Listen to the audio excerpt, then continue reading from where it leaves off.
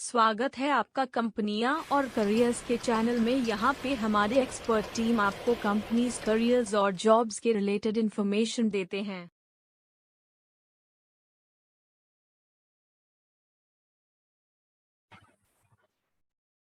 Hello friends. आप जब जानते हैं कि अगर पीपीएफ अकाउंट हमें पोस्ट ऑफिस में खोलना है तो हमें क्या क्या चीज़ें लगेंगी, मैं आपको अच्छे से बताऊंगा। और अगर आपका सेविंग अकाउंट पोस्ट ऑफिस में है या सेविंग अकाउंट पोस्ट ऑफिस में नहीं है, फिर भी आप इसे कैसे ओपन कर सकते हैं अपना पीपीएफ अकाउंट, चलिए जानते हैं। मैंने हर चीज़ इस डॉक्यूमेंट में मेंशन कर दिया है। सबसे पहले मैंने यहाँ पे लिखा है स्टेप्स टू डाउनलोड, मतलब ये जो लिंक है यहाँ पे आपको ऑनलाइन फॉर्म मिल जाती है, ठीक है। ये लिंक मैं नीचे डिस्क्रिप्शन में भी दे दूंगा, वीडियो के डिस्क्रिप्शन में। और इस लिंक को आप ओपन करिएगा तो कुछ ऐसा पेज ओपन हो जाएगा। ये पेज ओपन होने के बाद आप नीचे आ जाइए। नीचे जैसे ही आएंगे आपको सेविंग अकाउंट वाला ऑप्शन दिखेगा, ठीक है, हेडिंग दिखेगी। इसमें से जो पहला वाला है application form for opening account, इसको आप डाउनलोड कर लेंगे, ठीक है। जैसे ही आप डाउनलोड कर लेंगे वो फॉर्म कुछ ऐसा दिखेगा, ठीक है। तो ये फॉर्म आपको चाहिए रहेगा, ठीक है। यहाँ पे देखिए ऊपर क्या लिखा है, पोस्ट ऑफिस सेविंग्स बैंक। मतलब अगर आपको सेविंग्स बैंक अकाउंट अपना खुलवाना है पोस्ट ऑफिस में, सेविंग अकाउंट, या आपको अगर पीपीएफ अकाउंट भी खोलना है, यही फॉर्म चाहिए। तो अगर आपका सेविंग अकाउंट नहीं है तो पोस्ट ऑफिस क्या कहती है कि आप हमारे इधर सेविंग अकाउंट भी ओपन करिए, और सेविंग अकाउंट ओपन करने के बाद हम आपका पीपीएफ अकाउंट भी ओपन कर देंगे। तो सेविंग अकाउंट में जो है वो एक फॉर्मेलिटी रहती है उनकी सेविंग अकाउंट खुलवाने की। और ये सेविंग अकाउंट जैसे ही आपका खुल जाता है, ऐसे फॉर्म जो है आपको दो दो फॉर्म ऐसे सबमिट करने पड़ेंगे। जैसे मैं एक एक करके बताता हूँ। सबसे पहले ये जो आप भरेंगे, ये सेविंग अकाउंट के लिए भर देंगे, ठीक है। जिनका कुछ भी अकाउंट पोस्ट ऑफिस में नहीं है, मैं उनके लिए बता रहा हूँ। तो इसमें सबसे पहला आता है पोस्ट ऑफिस, इसको आप खाली छोड़ दीजिए। अकाउंट नंबर, CIF ID, जितना भी इस बॉक्स को लिखा है, ये बॉक्स को आप खाली छोड़ दीजिए, क्योंकि ये लिखा गया है for use of post office, ठीक है। और ये फॉर्म हम ओपनिंग ऑफ सेविंग अकाउंट कर रहे हैं, ठीक है। यहाँ पे देखिए क्या लिखा गया है, टू द पोस्ट मास्टर, यहाँ से आपको भरना है। इस नीचे इधर ब्लैंक है, यहाँ पे आप क्या भरेंगे। देखिए जो जो मैंने बताया कैसे फॉर्म डाउनलोड होगा, मैंने यहाँ पे स्टेप्स लिख दिया है कि जो सेविंग्स बैंक अकाउंट आप हेडिंग तक आएंगे, उसके बाद आप application form for opening account को आप डाउनलोड कर लेंगे, वो PDF को, ठीक है। उसका आप प्रिंट आउट निकाल लीजिएगा, ठीक है। तो मैं आपको बता रहा था ये कैसे फिल करते हैं। ये to the postmaster, sector 15, Chandigarh, ये मैंने एक एड्रेस लिख दिया है जिस पोस्ट ऑफिस में मैं पीपीएफ अकाउंट खुलवाना चाहता हूँ, ठीक है। तो सबसे पहले तो ये मैं सेविंग के लिए बता रहा हूँ, अकाउंट के लिए, तो आप वो एड्रेस लिख दीजिएगा। उसके बाद ये क्या लिखा गया है, I और V, इधर एक ब्लैंक है। एप्लीकेंट और guardian there apply for opening of an account under, ठीक है, इधर अपना नाम लिख दीजिएगा। और अंडर, यहाँ पे आप लिखिएगा सेविंग्स, अंडर सेविंग्स, जैसे कि मैंने लिखा है, अंडर सेविंग्स लिख दीजिएगा, ठीक है। इधर रमेश कुमार, ठीक है। मैंने एक नाम लिखा है, आप अपना नाम लिखिएगा। मैंने लिखा है राइट एप्लीकेंट और गार्जियन, ठीक है। तो गार्जियन किस केस में होता है, अगर आप एक गार्जियन हैं और आप इनके लिए आप पीपीएफ अकाउंट खुलवाना चाहते हैं और उनकी जो उम्र है 18 साल से कम है, तो आप गार्जियन का नाम लिखिएगा, ठीक है। और अगर आप अपने लिए खोल रहे हैं तो आप अपना नाम लिखिएगा। यहाँ पे देखिए बहुत सारे ऑप्शंस रहेंगे, सेविंग्स आरडी, तो आप सेविंग्स को यहाँ पे लिख दीजिए। Scheme in your post office in my or our name in the name of minor or person of unsound mind. Person of unsound mind मतलब जिनकी दिमागी हालत ठीक नहीं है, उनके लिए भी अगर आप ओपन कर रहे हैं तो वो भी होता है। फिर देखिए additional facilities available for post office savings account. कुछ एडिशनल फैसिलिटीज भी होते हैं जब आप से अगर देखिए आप पीपीएफ अकाउंट खुलवा रहे हैं और सेविंग अकाउंट खुलवाते हैं तो कुछ एडिशनल फैसिलिटीज भी बैंक देती है, जैसे कि चेकबुक रिक्वायर्ड, मतलब अगर आपको चेकबुक चाहिए तो आप ये जो बॉक्स है इस पे टिक साइन कर दीजिए, ठीक है। ये जो टिक साइन मैंने यहाँ पे किया है, ये देखिए टिक मार्क मैंने किया ना, ऐसा आप टिक कर दीजिए, ठीक है। और यहाँ पे देखिए अगर आप चेकबुक के लिए अपना अकाउंट खुलवा रहे हैं तो आपको 500 रुपये जमा करना पड़ेगा अपने सेविंग खाते में।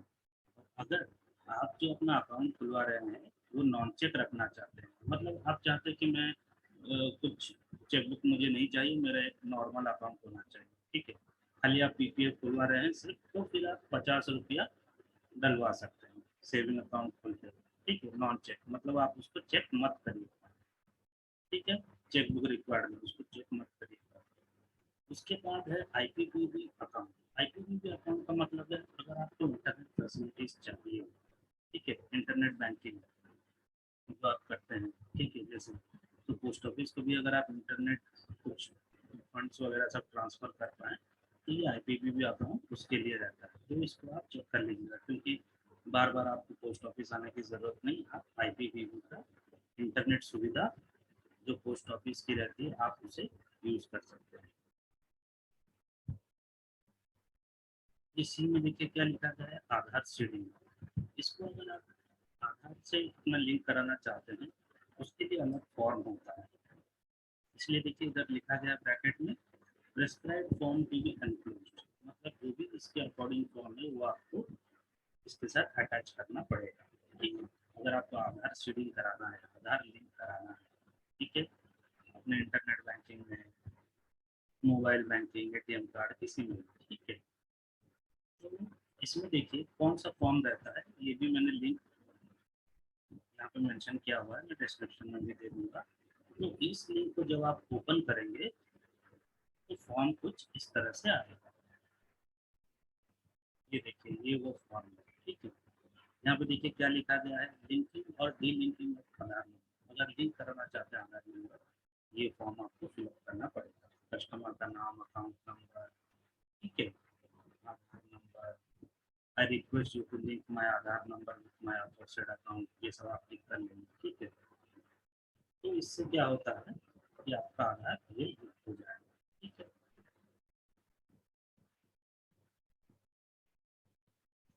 अब आते हैं डी डी इंश्योरेंस और पेंशन प्रोडक्ट्स। इंश्योरेंस और पेंशन प्रोडक्ट क्या है कि पोस्ट ऑफिस कुछ इंश्योरेंस की सुविधा भी देती है, जैसे पीएमएसबीवाई, ठीक है, पीएमएसबीवाई, पीएमएसबीवाई, पीएमजेजेवाई, फिर है एपीवाई, ठीक है।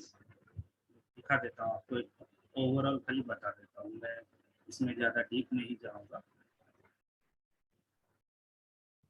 ये देखिए ये है पीएमएसबीवाई, फुल फॉर्म क्या है, प्रधानमंत्री सुरक्षा बीमा योजना। ये सुरक्षा बीमा योजना जो है ये आपको, ये इनकी एक अच्छी स्कीम है जिसमें आपको सालाना 12 रुपया देना पड़ता है, प्लस सर्विस टैक्स, जितना भी टैक्स रहेगा सालाना आप 12 रुपया देंगे, ठीक है। और ये आपका इंश्योरेंस रहता है, मतलब ये एक तरह से एक्सीडेंटल इंश्योरेंस है, मतलब अगर आपकी कभी एक्सीडेंट हो जाती है या कुछ, तो ये देखिए डेथ के केस में 2 लाख मिलेगा, ठीक है। डेथ डेथ जो है 2 लाख है, जितना भी, मतलब ये रिलेटेड टू एक्सीडेंटल है, अगर हैंड और फुट एक अगर लॉस हो गया है तो 1 लाख, ठीक है, मतलब हाथ पैर कुछ हो गया है तो कुछ 1 लाख, तो ये सिर्फ एक्सीडेंट के रिलेटेड है पीएमएसबीवाई। और एक जो योजना है पीएम जेजेवाई, मतलब प्रधानमंत्री जीवन ज्योति बीमा योजना, ये जो है ये एक तरह का लाइफ इंश्योरेंस है, इसलिए देखिए यहाँ पे जीवन ज्योति लिखा गया है, वो क्या था, सुरक्षा योजना था, मतलब एक्सीडेंटल के रिलेटेड, ठीक है। जीवन ज्योति बीमा में इसमें आपको सालाना जो है 330 रुपये देना पड़ता है, प्लस सर्विस टैक्स, ठीक है, जितना रहेगा सालाना। तो आप जो 330 रुपया देते हैं, इसमें कैसा है, इसमें आपको मिलेगा लाइफ इंश्योरेंस कवरेज, ठीक है। कितना, I am aware that life cover should be restricted to 2 lakh, 2 lakh का आपको मिलता है insurance in the event of death, ठीक है, अगर डेथ होता है। मतलब अभी आप बोलेंगे इसमें 12 रुपया देना पड़ता है, इसमें 330, आपको ये पता रहेगा कि अगर एक्सीडेंट से होगा तभी आपको मिलेगा, ठीक है। हाँ, लाइफ इंश्योरेंस क्या है, लाइफ इंश्योरेंस है, ये है कि अगर समझ लीजिए कि आपको, आपकी बीमारी 10 साल तक चलती है, ठीक है, 10 साल आपको कुछ बीमारी हुई, फिर 10 साल के बाद आपकी डेथ हो जाती है, तो ये क्या, ये एक्सीडेंट की वजह से नहीं हुआ है, ये आपको कुछ डिजीज हो गई थी, कुछ हो गया था जिसके कारण आपको डिजीज की वजह से डेथ हुई, तो डिजीज की वजह से डेथ हुई है तो आपको 2 लाख मिलेगा, ठीक है। पर एक्सीडेंट में, अगर ये एक्सीडेंटल इंश्योरेंस अगर आपने कराया तो इस केस में नहीं मिलेगा, क्योंकि आपको डिजीज से हुई है। अगर एक्सीडेंट होता तो आपका ये पीएम सुरक्षा बीमा योजना ये काम आता है, ठीक है। पेंशन योजना, ठीक है, ये पेंशन योजना है, ठीक है। ये पेंशन योजना में क्या है कि ये फॉर्म एक फिलअप करना रहेगा, ठीक है, ये फॉर्म, ये सारे मैं फॉर्म बता रहा हूँ, ठीक है। ये फॉर्म भरने पड़ेंगे, पीएमएसबीवाई के लिए, पीएमजेजेवाई के लिए ये फॉर्म, ठीक है, बहुत सिंपल है, आप पढ़ेंगे आपको समझ में आ जाएगा। ये अटल पेंशन योजना है, ठीक है, अटल पेंशन योजना, ये आप भर लीजिएगा, ठीक है। तो अटल पेंशन योजना में ये देखिए, आप कितने की पेंशन चाहिए, 1000 रुपये, 2000, 3000, 4000, 5000, उस हिसाब से आप कंट्रीब्यूट करिए, ठीक है। ये एक तरह का पेंशन योजना है, जितने भी आप करेंगे आपको उतना मिलेगा। तो आप पीएमएसबीवाई, पीएमजेजेवाई, एपीवाई जो भी आप कर सकते हैं, ठीक है। अटल पेंशन योजना जो भी आपको लगती है आप कर सकते हैं। अकाउंट होल्डर टाइप, इसमें आप क्लियर हो जाइए कि आपको इस चीज़ के लिए कितने लोगों के लिए ये खोलना है ये अकाउंट। अगर आप सिर्फ अपने लिए खोल रहे हैं तो सेल्फ चेक कर लीजिए, और अगर आप माइनर के लिए खोल रहे हैं, कोई 18 साल से कम है, ठीक है, गार्जियन है, आप खोल रहे हैं तो आप इसको चेक कर लीजिए। Person of unsound mind through guardian, अगर आपकी दिमागी, अगर किसी की दिमागी हालत खराब है और आप गार्जियन है उनके लिए ओपन करना चाहते हैं तो इसको आप चेक कर लीजिए, ठीक है। इसमें एक चीज ये आती है अकाउंट टाइप, ठीक है, किस टाइप का आपका अकाउंट होगा इसको आप थोड़ा ध्यान से समझिए। सिंगल अकाउंट, सिंगल अकाउंट मतलब सिर्फ आप एक ही लोग के लिए, अपने लिए ही ओपन कर रहे हैं, अपने लिए हो सकता है या किसी माइनर के लिए ओपन कर रहे हैं, मतलब एक ही अकाउंट एक ही आदमी के लिए आप कर रहे हैं, ठीक है। सेकंड आता है आइदर और सर्वाइवर जॉइंट भी, इसका मतलब है आप 2 लोगों के लिए अकाउंट खोल रहे हैं, मैंने यहाँ पे लिखा है पढ़िए। सेल्फ में, ठीक है, माइनर भी हो सकता है आपके गार्जियन, तो लेस देन, जैसे मैंने कहा कोई एक ही आदमी, माइनर भी वो हो सकता है, आप भी खुद हो सकते हैं, या खुद पर्सन भी हो सकता है, ठीक है। जैसा कि आपने ऊपर सिलेक्ट किया है, तो ये जो ऊपर, ये जो अकाउंट होल्डर टाइप है, इसमें जो आपने सिलेक्ट किया है सेल्फ या माइनर टू गार्जियन जो, ठीक है। अकाउंट टाइप में आप आइदर और सर्वाइवर, देखिए क्या रहता है, आइदर और सर्वाइवर, सेल्फ एंड अदर, जैसे मैंने एक एग्जांपल लिया है, मतलब आप खुद और एक किसी को आप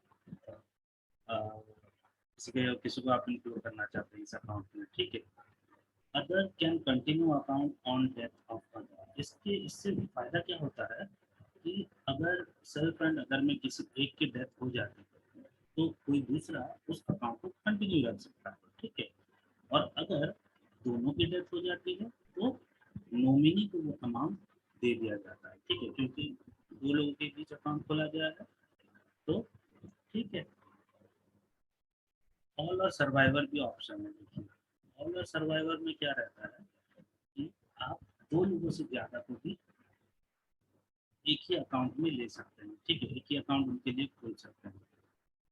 तो इसमें क्या रहेगा, जैसे एग्जांपल है कि मैं सेल्फ मतलब खुद, वाइफ और फादर, ठीक है, तीनों को लेके एक अकाउंट खुलवा सकता हूँ सेविंग का, ठीक है। इसमें क्या रहेगा, others can continue the account on death of other, अगर किसी एक की डेथ हो जाती है तो दो लोग वो कंटिन्यू कर सकते हैं इस अकाउंट को, ठीक है। और अगर तीनों लोगों की डेथ हो जाती है तो नॉमिनी को वो अमाउंट मिल जाता है।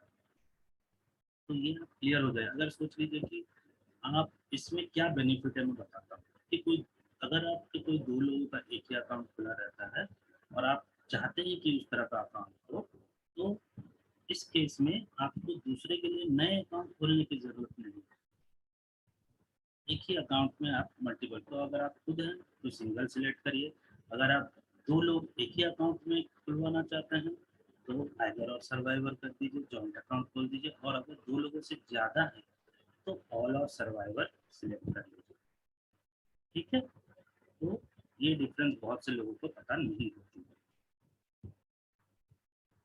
इन case of account open in the name of minor, तो सोचिए कि अगर कोई गार्जियन है और वो माइनर के बिहाफ में ओपन कर रहा है, ठीक है, या कोई मानसिक संतुलन जिनका ठीक नहीं है उनके लिए वो ओपन कर रहा है, तो यहाँ पे आप लिखिए name of minor person on sound mind, on sound mind, ठीक है।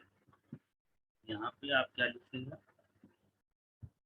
देखिए मैंने यहाँ पे लिखा है इफ नो माइनर और अनसाउंड माइंड पर्सन, देन इसके बाद देखिए आप अपने लिए बोल रहे हैं किसी माइनर के लिए या अनसाउंड माइंड पर्सन जिनकी दिमागी हालत ठीक नहीं है उनके लिए नहीं बोल रहे हैं, तो इसको आप स्किप कर दीजिए, इसको आप कुछ मत बताइए। और अगर आप ऐसा बोल रहे हैं उनके लिए तो नाम लिखिए, ठीक है। फिर ये जो डेट ऑफ बर्थ है वो इस तरह से लिखिए, D by MM by YYYY, ठीक है। और कैपिटल में सब लिखिएगा, ठीक है। हर चीज आप कैपिटल में लिखिएगा, मैं दिखा देता हूँ।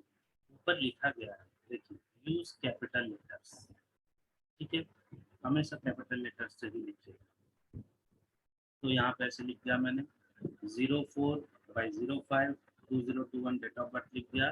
फिर उसको आप वर्ड्स में भी लिख दीजिए 4 मई 2021, ठीक है, क्योंकि वर्ड्स भी लिखा गया है लिखने के लिए।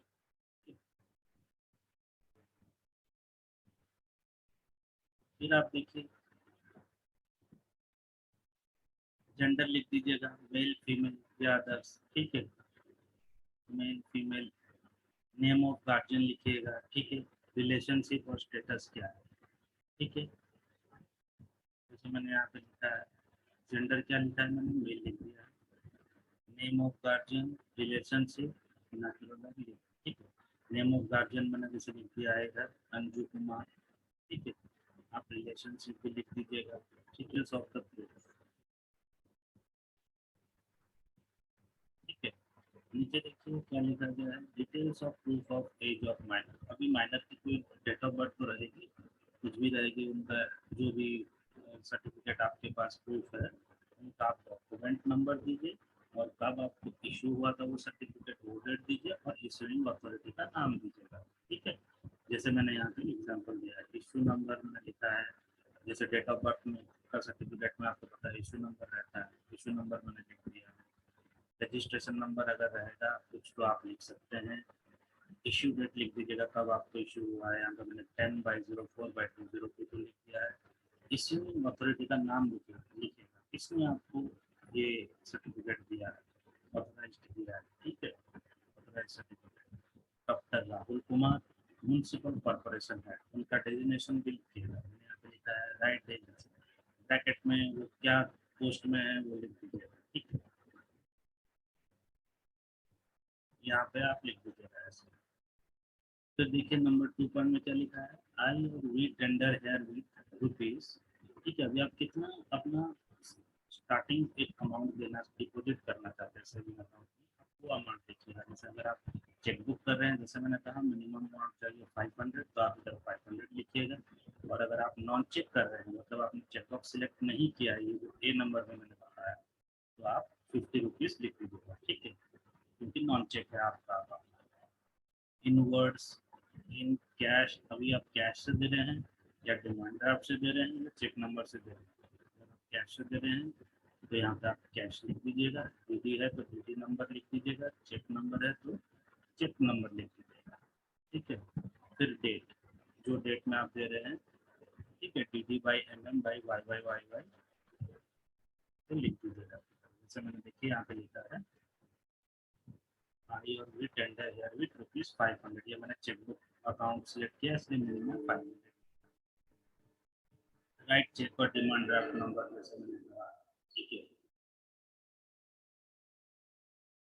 राइट चेक और demand draft number 10/04/2022 initial deposit, मतलब स्टार्टिंग में इस तरह का एक डिपॉजिट दे रहा हूँ। ठीक है,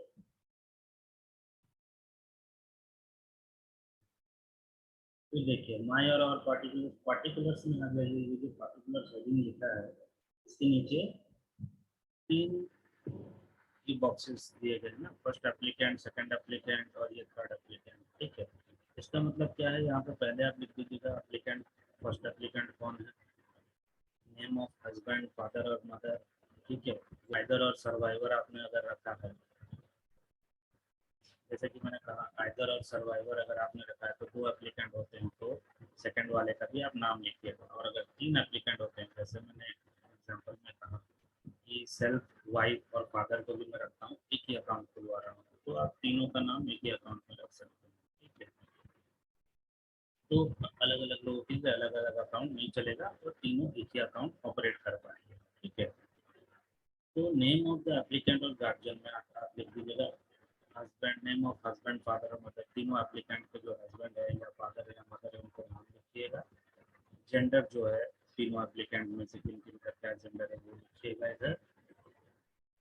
डेट ऑफ बर्थ लिखिएगा इस फॉर्मेट में, DD/MM/YYY and in words mandatory. जैसे वर्ड में मैंने कहा कि आपको वर्ड में ऐसे लिखना है, छोटे अक्षरों में लिखिएगा, ताकि ये बॉक्स थोड़ा सा छोटा है तो जितना छोटा छोटा लिखोगे क्लियरली लिखिएगा अच्छे पेन से। ठीक है, जैसे यहाँ पे मैंने डेट ऑफ बर्थ लिखा है 6/05/1990, तो मैंने लिखा लिखा है 6 मई 1990। ठीक है, वर्ड्स में भी लिखा है और ये डिजिट में भी लिखा है, तो वैसे आप इधर लिखिए।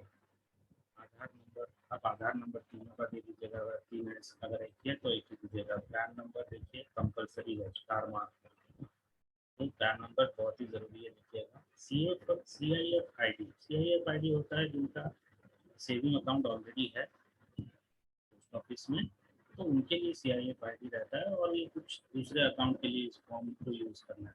ठीक है, पर आप इसको खाली छोड़ दीजिएगा। Present address, house, locality, village and post office, city, district, state, pin code, इसको आप अच्छे से लिखिएगा छोटे से। ठीक है, जैसे देखिए मैंने लिखा है, ये देखिए मैंने हाउस नंबर लिख दिया है D/31, राज तिलक नगर रोड, आप लोकेलिटी लिखिएगा। उसके बाद मैंने सिटी का नाम लिखा चंडीगढ़ 160015, पिन कोड लिखिएगा, फिर पोस्ट ऑफिस लिखिएगा। ठीक है, P.O, चंडीगढ़ SO में लिखा है पंजाब। ठीक है, स्टेट का नाम लिख दीजिएगा। वैसे ही आप परमानेंट एड्रेस भी लिखिएगा, जैसे मैंने कहा कि हाउस होना चाहिए, लोकेलिटी, उसके बाद पोस्ट ऑफिस का नाम, सिटी का नाम, डिस्ट्रिक्ट लिख सकते हैं, स्टेट लिख सकते हैं, पिन कोड लिख सकते हैं। ठीक है, छोटे छोटे अक्षरों में लिखिएगा आराम से। टेलीफोन या मोबाइल नंबर ये कंपलसरी है। ठीक है, ये आप दीजिएगा। ठीक है, ईमेल आईडी भी आप कैपिटल से लिख सकते हैं, क्योंकि ईमेल आईडी जो रहता है वो किसी भी फॉर्मेट में आप लिख सकते हैं, मतलब जैसे मैंने यहाँ लिखा है कैपिटल में db.hd@gmail.com। ठीक है, यहाँ पे लिखा है स्मॉल में db.hd@gmail.com, वो हर सेम, दोनों एक ही है, तो इसमें आपको कुछ कंफ्यूजन नहीं होना चाहिए। ठीक है, इसमें कुछ स्मॉल कैपिटल लेटर का मेल आईडी में होता नहीं है, तो आप ऐसे लिखना भी, तो आपको कैपिटल में लिखने बोला गया है तो आप ऐसे लिख दीजिएगा db.hd, जो मैंने इधर हाईलाइट किया है। ठीक है, कैपिटल में db.hd@gmail.com, जो भी आपकी मेल आईडी है। उसके बाद आईडी प्रूफ, देखिए आईडी प्रूफ में आपको डॉक्यूमेंट नंबर मेंशन करना पड़ेगा, फिर डेट ऑफ इश्यू, फिर इश्यूइंग अथॉरिटी। मैं एग्जांपल दिखा देता हूँ ये देखिए आईडी प्रूफ में मैंने यहाँ पे क्या लिखा है, डॉक्यूमेंट नंबर लिखिएगा, फिर एक हाइफन का साइन दीजिएगा, जैसे फिर अपना आधार कार्ड नंबर लिखिएगा, ठीक है। फिर डेट ऑफ इशू, कब भी आपको इशू हुआ, मेंशन डेट देखिए, ये आपको आधार कार्ड के साइड में मिल जाएगा, ठीक है। आप आधार कार्ड के लेफ्ट साइड में देखिए, ठीक है, वो लिखा रहता है, एक डेट लिखा रहता है, वही रहता है डेट ऑफ इशू। उसके बाद आप इशूइंग अथॉरिटी लिखिएगा, unique identification authority of India, ठीक है, क्योंकि ये गवर्नमेंट से आया है, गवर्नमेंट की ये एक संस्था है, unique identification authority of India, जो कि इशूइंग अथॉरिटी है। फिर आप एड्रेस प्रूफ भी दीजिएगा, ठीक है, एड्रेस प्रूफ में भी आप आधार कार्ड दे सकते हैं। अब आप नीचे आ जाइए, आधार कार्ड नॉट प्रोवाइडेड, अगर आप आधार कार्ड प्रोवाइड नहीं कर रहे हैं, ठीक है, तो आपको ये सारे डॉक्यूमेंट फिर प्रोवाइड करने पड़ेंगे। सबसे पहला पासपोर्ट या ड्राइविंग लाइसेंस या वोटर आई कार्ड या जॉब कार्ड, जो भी, ठीक है, जो भी इधर लिखा गया है प्रूफ, अगर आप आधार कार्ड नहीं दे रहे हैं, ठीक है। फिर 3 एप्लीकेंट को तीनों बार साइन करना है, अगर तीनों एप्लीकेंट एक ही अकाउंट ओपन करें, पर अगर आप अपने लिए खाली बोल रहे हैं तो ये 1 2 3 में नीचे नीचे करके साइन कर दीजिएगा। तो मैं जहाँ पे देखिए ब्लू करके हाईलाइट हो रहा है, इधर एक साइन करिएगा, नंबर 2 में एक साइन करिएगा नीचे, नंबर 3 में एक साइन करिएगा, ठीक है, तीनों बार नीचे नीचे साइन करिएगा। साइड बाय साइड आपको नहीं करना है, अगर सिंगल अकाउंट हो रहा है। 1 2 3 लेफ्ट हैंड साइड में जो मैं दिखा रहा हूँ वही तीनों जगह साइन आपको कर देना, और यहाँ पे अपना नाम लिख दीजिएगा, ठीक है। अभी आते हैं डिक्लेरेशन। यहाँ पे आपको क्या डिक्लेरेशन करना है कि आई और we hereby undertake to abide by the scheme provision, ठीक है, इधर बहुत सारी चीजें लिखी गई है। ये वाला जो सेक्शन है आपको कुछ भी नहीं भरना है, ठीक है। ऊपर का जो नंबर 1 2 3 4 5 आप देख रहे हैं ना, पीपीएफ के बाद 1 2, ये आपको कुछ नहीं भरना है, आप सीधे नॉमिनेशन में आ जाए, ठीक है। आई और वी, इधर आप लिख दीजिएगा अपना नाम, नॉमिनेट द पर्सन, ठीक है, यहाँ पे क्रेडिट इन, यहाँ पे amount standing to my credit in, यहाँ पे आप लिखिएगा सेविंग स्कीम, खाली सेविंग लिखिएगा, ठीक है। नेम ऑफ स्कीम के साइड में सेविंग लिखिएगा कैपिटल में SAVING, और यहाँ पे अपना नाम लिखिएगा आई सबसे पहले जो है, ठीक है। तो आप इनको डिक्लेयर करना चाहते हैं, name of the nominee and relationship, यहाँ पे नॉमिनी का सबसे पहला नाम लिखेंगे, ठीक है। यहाँ पे देखिए मैंने यहाँ पे लिखा है नॉमिनेशन में पीपीएफ, पर आपको पीपीएफ नहीं लिखना है, आप लिखेंगे सेविंग, ठीक है, आप सेविंग्स लिखेंगे, ठीक है। यहाँ पे अपना नाम लिखेंगे योर नेम, ठीक है। नेम ऑफ द नॉमिनी जैसे मैंने यहाँ पे लिखा है अंजू कुमारी, ब्रैकेट में आप रिलेशन लिखिएगा, जैसे मैंने वाइफ लिखा है, ठीक है। फुल एड्रेस, वाइफ का पूरा एड्रेस लिख दीजिएगा, स्पेस बहुत कम है, आराम से लिखिएगा छोटा छोटा करके, ठीक है।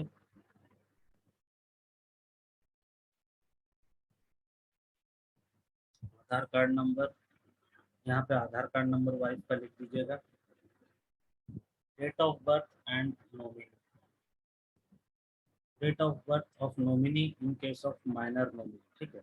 अगर कोई माइनर नॉमिनी है, मतलब जिसको आप चाहते हैं कि पैसा चला जाए, तो आप, और नॉमिनी का आपने इधर वही माइनर लिखा है, ठीक है, तो आप उनका डेट ऑफ बर्थ लिख दीजिएगा, जो मैंने पहले बता दिया है। शेयर ऑफ एंटाइटलमेंट कितना परसेंट देना चाहते हैं, 50 25 100%, जो भी आप इधर लिख दीजिएगा।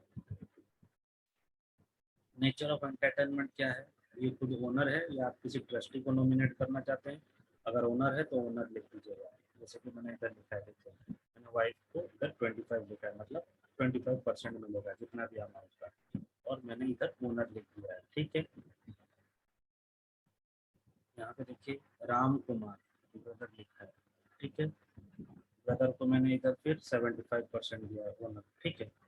तो ऐसे आपको लिख देना है, जो भी जितने भी आपके नॉमिनीज हैं वो लिखने के बाद ये देखिए, ये जो लाइन है ये सिर्फ माइनर के लिए है, जो मैंने ब्लू में अभी हाईलाइट किया। As the nominee at serial number, जो भी सीरियल नंबर में आपने माइनर को नॉमिनी दिया है वो सीरियल नंबर आप इधर लिखिएगा।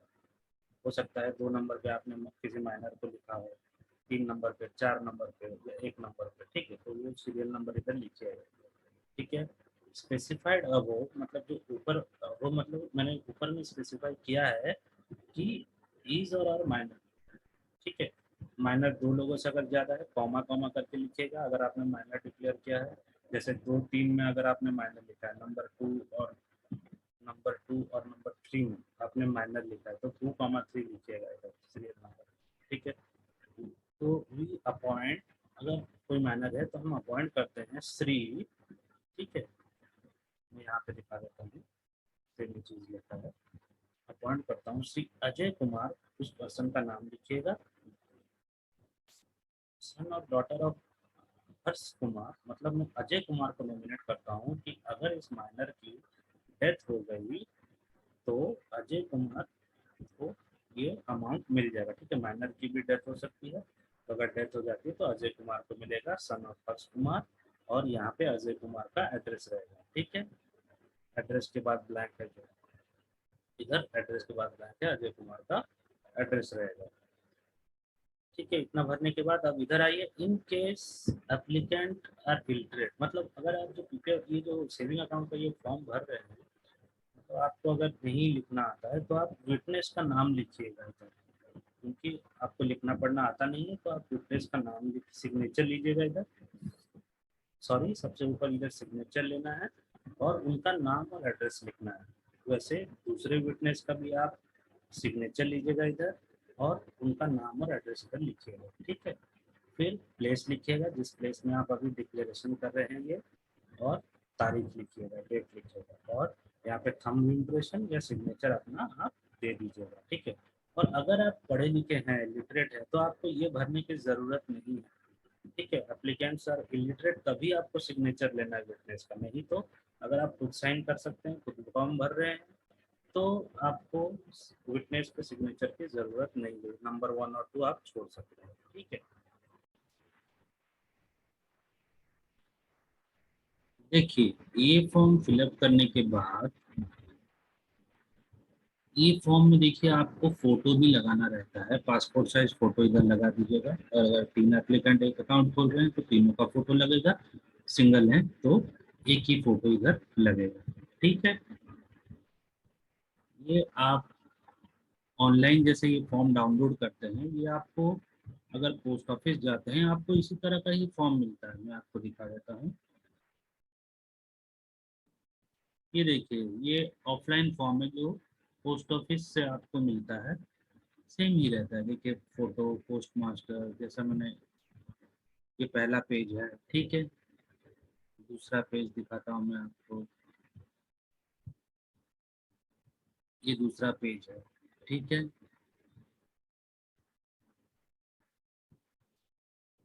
और ये जो आप सेविंग अकाउंट के लिए ये फॉर्म भरते हैं, ठीक है, इसके साथ आपको एक पे स्लिप वाला एक रिसिप्ट मिलता है। देखिए ये पेइंग स्लिप, इसमें आप जितना अमाउंट भरना चाहते हैं सेविंग अकाउंट में भर सकते हैं। मिनिमम तो 50 रहता है नॉन चेक, और चेक के लिए 500। तो पे इनटू क्रेडिट आप नाम लिख दीजिएगा, रुपीज इन वर्ड्स यहाँ पे आप रुपीज लिख दीजिएगा, जितना अमाउंट बाय कैश ड्यूटी जितना दे रहे हैं इधर भर देंगे। और यहाँ रुपीज, यहाँ जो बॉक्स है यहाँ पे आप अमाउंट लिख दीजिएगा, ठीक है। बैंक का नाम लिखिएगा, बैंक ब्रांच का आईएफएस कोड लिख दीजिएगा। ये पे स्लिप आपको उधर पे काउंटर पे ही हेल्प कर देंगे, ठीक है। ये तो आपने सेविंग के लिए भर लिया। अब आपको पीपीएफ अकाउंट ओपन करना है तो यही सेम फॉर्म आपको फिर से भरना रहेगा, ठीक है। इसमें आप क्या करेंगे, हर चीज़ सेम रहेगा। टू द पोस्ट मास्टर, जो एड्रेस था मैंने बताया वही लिखना है, अपना फोटोग्राफ यहाँ पे पेस्ट कर दीजिएगा। आई और बी में यहाँ पे अपना नाम रहेगा, और बस यहाँ पे आप पीपीएफ लिखेंगे। देखिए यहाँ जो सेविंग्स, आरडी, इतना सब चीज़ लिखा है, यहाँ पे आपको पीपीएफ लिखना है, ठीक है। PPF scheme in your post office in my or ठीक है। और ये वाला बॉक्स में आपको कुछ नहीं करना है एडिशनल फैसिलिटीज में, ठीक है, क्योंकि आप अभी ये पीपीएफ अकाउंट के लिए फॉर्म भर रहे हैं, ठीक है। अकाउंट होल्डर टाइप में आपको सेल्फ कर देना है, जैसे मैंने एक्सप्लेन किया था, ये सब चीज़ें सेम रहेगी। यहाँ पे ये सारी चीज़ें सेम रहेगी, जैसा भरते हैं, एड्रेस, हस्बैंड नेम या पैन नंबर, जो भी, ठीक है। यहाँ पे कुछ आपको चेंज नहीं करना है। अब ये डिक्लेरेशन पे आ जाएगी, ये जो सेकंड वाले पेज पे डिक्लेरेशन लिखा है, यहाँ पे आप अंडरटेक लेते हैं, ये जो डिक्लेरेशन करते हैं, ठीक है। यहाँ पे देखिए क्या लिखा है, नंबर 4 में name of agent, name of agent में देखिए SAS या MPKBY से आपने लिया है। SAS का मतलब क्या होता है, इसका मतलब होता है स्टैंडर्ड एजेंसी सिस्टम, ठीक है, फुल फॉर्म। ये जो SAS है ये भी पीपीएफ अकाउंट डिस्ट्रीब्यूट करती है, ठीक है, नेशनल स्कीम करती है, नेशनल स्कीम डिस्ट्रीब्यूट करती है। तो अगर आपने इस एजेंट्स के थ्रू ये करा रहे हैं पीपीएफ अकाउंट, तो वो मेंशन कीजिए। या MBKY का फुल फॉर्म होता है महिला प्रधान क्षेत्रीय बचत योजना, अगर इनके थ्रू आप पीपीएफ अकाउंट खोल रहे हैं तो वो मेंशन करिए, ठीक है। Name of agent, authority number, date of validity सब आप लिखिएगा अगर आप एजेंट के थ्रू करते हैं। नंबर 5 में लिखा है स्टैंडिंग इंस्ट्रक्शन, मतलब अगर आप चाहते हैं आपके सेविंग अकाउंट से अपने आप ऑटो डिडक्ट हो जाए, ठीक है, आपके अगर, तो आपको लिखना है SB2 PPF, ठीक है। यहाँ पे जैसे SB2 RD ये सब लिखा है ना, आपको यहाँ पे लिखना है, ये जो स्पेस पे SB2 PPF, यहाँ पे आपको SB2 PPF लिखना है, मतलब अपने आप ये ऑटो डिडक्ट हो जाएगा आपके सेविंग अकाउंट से, ठीक है। और अगर आप चाहते हैं कि अपने आप ना कटे, आप अपने मन चाहे जब भी डिपॉजिट करें पीपीएफ, तो आपको ये स्टैंडिंग इंस्ट्रक्शन में कुछ भी नहीं भरना है, ठीक है। इसको आप खाली छोड़ दीजिए। और अगर चाहते हैं अपने आप कट जाए आपके सेविंग अकाउंट से, तो आप लिख दीजिए, मतलब सेविंग जो आपने अभी पोस्ट ऑफिस में खोला है उससे अपने आप आपका कट जाएगा, ठीक है। TD मतलब क्या होता है, टर्म डिपॉजिट। तो अगर आप ये अपने को कुछ नहीं करना है, क्योंकि ये होता है कि अगर टर्म डिपॉजिट आप रिन्यूअल कराना चाहे, एक्सटेंड कराना चाहे मैच्योरिटी के बाद 5 साल के बाद, तो ये टर्म डिपॉजिट के रिलेटेड है, इसको आप छोड़ दीजिए, ठीक है। फिर आते हैं पीपीएफ, ये जो लिखा गया है PPF 1 में, इसको आप टिक कर दीजिएगा, ठीक है। ठीक है, आप डिक्लेयर कर रहे हैं कि आपका और कहीं पे भी पीपीएफ अकाउंट नहीं है, ये जो आप टिक कर रहे हैं, ठीक है। नो अदर पीपीएफ अकाउंट आपका कहीं भी नहीं है, ना बैंक में ना कहीं पे, ठीक है। ये भरने के बाद आप नीचे आ जाइए, जैसे कि मैंने नॉमिनेशन कहा था सेविंग के वक्त, जो जैसा आपने भरा था वैसे ही आपको भरना है सेम। बस यहाँ पे आप लिखिएगा पीपीएफ स्कीम, देखिए आई और वी में तो अपना नाम आप इधर लिख दीजिएगा, ठीक है, but standing to my credit in, यहाँ पे पीपीएफ लिखना है, ठीक है। और जैसा नॉमिनी का रिलेशनशिप जैसा मैंने बताया था सेविंग के वक्त लिख पढ़ नहीं सकते, तो आपको विटनेस लगेंगे 2 सिग्नेचर इधर और उनके नाम और एड्रेस। अगर आप लिख पढ़ सकते हैं तो आपको ये भरने की ज़रूरत नहीं है, विटनेस की ज़रूरत नहीं है, ठीक है, जैसा मैंने सेविंग में बोला। तो ये फॉर्म और एक बार भरना है आपको पीपीएफ अकाउंट के लिए, ठीक है। ये फॉर्म जब आप भर देते हैं तो ये 2 फॉर्म हुआ, एक सेविंग के लिए, एक पीपीएफ के लिए, और जो स्लिप मैंने दिखाया पे इन स्लिप, ये आपको सबमिट करना पड़ेगा। और इसके साथ आपको केवाईसी भी एक करनी पड़ेगी, ठीक है। केवाईसी फॉर्म में दिखा देता हूँ कैसा दिखता है। ये देखिए केवाईसी फॉर्म रहता है, ये आपको ऑफलाइन भी पोस्ट ऑफिस में भी मिल जाएगा, ठीक है। यहाँ पे आपको क्या करना है, ये जो एप्लीकेंट लिखा गया है, ठीक है, यहाँ पे आपको एप्लीकेंट का इधर नेम जो है नाम लिखना है, CIF ID नंबर ये आप छोड़ दीजिए, अकाउंट और रजिस्ट्रेशन नंबर ये भी आप छोड़ दीजिए। यहाँ पे यहाँ पे 2 सिग्नेचर करिए, 1 में एक और एक 2 में एक, ठीक है। 2 सिग्नेचर आपको इधर करना है, और रिसेंट फोटोग्राफ जो इधर लिखा है यहाँ पे अपना एक फोटोग्राफ दे दीजिए। तो ये अगर सिंगल एप्लीकेंट है, जैसे मैंने कहा, अगर 2 अकाउंट, अगर 2 लोग एक अकाउंट खोल रहे हैं तो एप्लीकेंट 2 को भी अपना इधर 2 बार साइन करना पड़ेगा 1 और 2 में, और अपना फोटो देना पड़ेगा। और अगर 3 एप्लीकेंट है सेम अकाउंट के लिए, तो एप्लीकेंट 3 को भी भरना पड़ेगा 2 बार साइन करके, ठीक है। CIF ID नंबर और अकाउंट और रजिस्ट्रेशन नंबर आप छोड़ दीजिए, सिर्फ अपना नाम लिखिएगा। तो ये KYC आप भरेंगे। फिर नीचे आ जाएंगे आप इस फॉर्म में, यहाँ पे देखिए नेम आपको कैपिटल लेटर्स में लिखना है, हर चीज इसमें कैपिटल लिखिए, ठीक है। एप्लीकेंट का नाम भी ऊपर कैपिटल में लिखिए। फिर फ्लैट और house number, road, village, town, ठीक है, जो भी इंफॉर्मेशन है आप लिख दीजिएगा, ठीक है, जैसे विलेज, टाउन, सिटी, जो भी। और यहाँ पे देखिए लिखा है I do hereby submit photocopy of the following document, ठीक है। जो इधर आप नीचे डिक्लेयर करेंगे प्रूफ ऑफ आइडेंटिटी और एक प्रूफ ऑफ एड्रेस, उनका एक फोटो कॉपी आपके पास रहना चाहिए डॉक्यूमेंट, ठीक है। सेल्फ अटेस्टेड होना चाहिए, खुद आप साइन करेंगे उस पे, उस डॉक्यूमेंट पे, ठीक है। जेरोक्स या प्रिंट आउट लेके एक फोटो कॉपी आप देंगे। तो इस उसमें क्या रहना चाहिए, इसमें आप क्या लिखेंगे इस फॉर्म पे, डॉक्यूमेंट नंबर, फिर डेट, इशूइंग अथॉरिटी, जैसे कि मैंने इधर लिखा है।